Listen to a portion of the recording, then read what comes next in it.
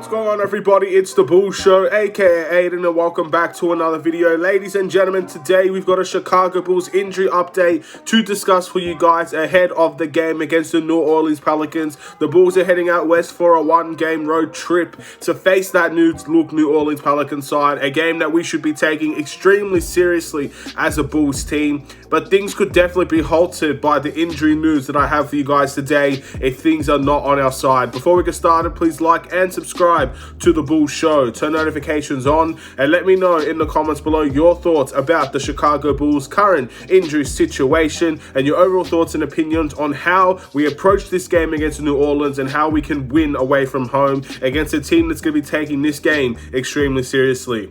First things first, let's talk about the injury report and I guess the player that is less likely going to be playing in this game, and that is DeMar. That's right, the player that has been our best player all season has been listed as questionable to play against the New Orleans Pelicans. Now, questionable in NBA terms means a 50-50 chance that he'll play in this game, so there could very much be a possibility, a very good possibility, that DeMar doesn't play in this game for the Chicago Bulls. Now, we've seen DeMar struggle, and for that struggle, we've seen the Chicago Bulls struggle. It's a very easy, I guess, hand-in-hand situation. When DeMar struggles, the Chicago Bulls struggle. So seeing DeMar out in this game could potentially mean that the Chicago Bulls could struggle. So we see the system that we play is often held towards DeMar DeRozan and towards Zach LaVine. Now, with DeMar DeRozan out of the lineup, I expect the ball movement to be flowing a little bit better because you don't have that main go-to guy anymore. You're going to have to rely on others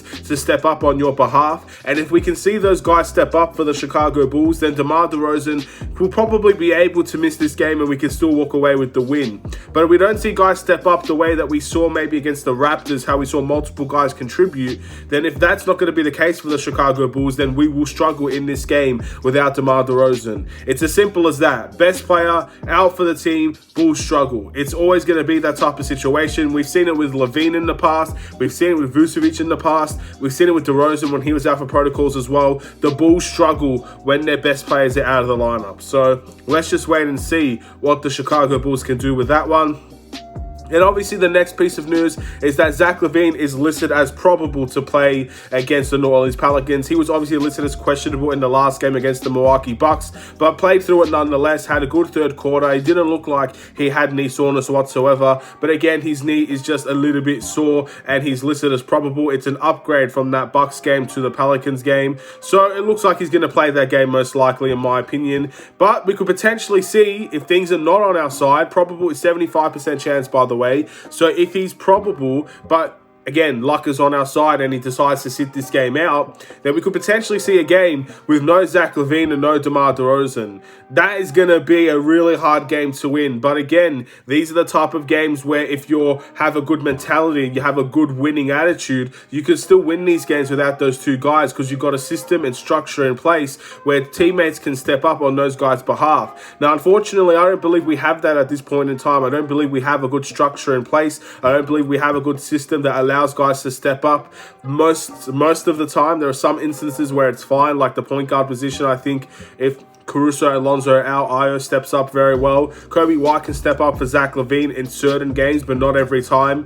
This team doesn't have the consistency of their structure to step up when those guys are out. So I'm putting my fingers crossed that both of these guys can play. As much as we want to criticize these guys for not having the best of games or not having the best of stretches, I think it's very obvious that these two are our best players, and when these two don't perform well, the Bulls will lose. So it's better to see them out there than to see them not playing at all, because at least we have a chance to win these games with those two in the lineup. So I hope that the Chicago Bulls can figure it out. I hope the Bulls will be able to at least have one of these guys in the rotation for this game.